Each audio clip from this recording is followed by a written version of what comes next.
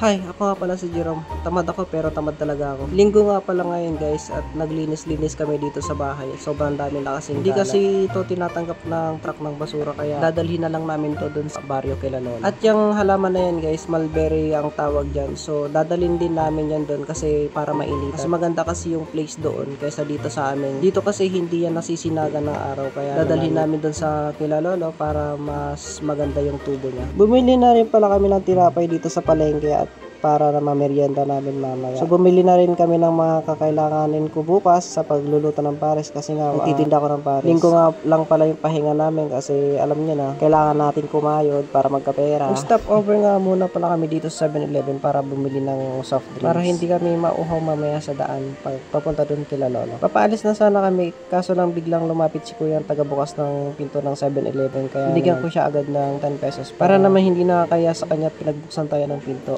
Malapit nga lang pala tong kila Lolo mula dun sa amin. Siguro mga 15 minutes. Oras nga pala ngayon guys, 6 PM kaya naman estimate ko talaga na gagabihin kami sa daan. Nakarating na nga pala kami dito kay Lolo guys. At sakto nga si Lola nakita ko namimitas ng talbos ng kamote. Kapag kasi pumupunta kami dito kay Lolo ay agad umaalis si Lola. Namimitas siya ng mga talbos na pwedeng maulam. At dali-dali ko na binabato ang mga pangarga namin. Inuna ko muna itong halaman na to kasi sobrang bigat niyan. Sunod naman binaba namin tong mga kahoy na to kasi hindi naman kami magtatagal dito. So aalis din kami dito pagkatapos. Ito pala pinagtataniman ni na Lola at Lola ng mga gulay-gulay. At agad na rin ako pumasok para tulungan si Lola na mamitas na talbos ng kamote. Ang mga tanim pala ni Lola dito, balatong, saluyot, at kung ano-ano pang pwedeng maulam. Namitas na rin pala kami dito ng siling labuyo kasi mahilig ako sa sili. Syempre, Bicolano ako, mahilig talaga sa sili. Kinuhanan na rin pala kami ni Lola dito ng talbos ng sili kasi ang gaganda, sobrang lalaki ng dahon. Masarap to sa tinola. So yun na nga guys, so ito na yung mga pinamitas ni Lola kanina. Meron ditong talbos ng kamote, sili, at kung ano-ano pa. So yan na guys, tapos na gawid tayo, rabiin, apo.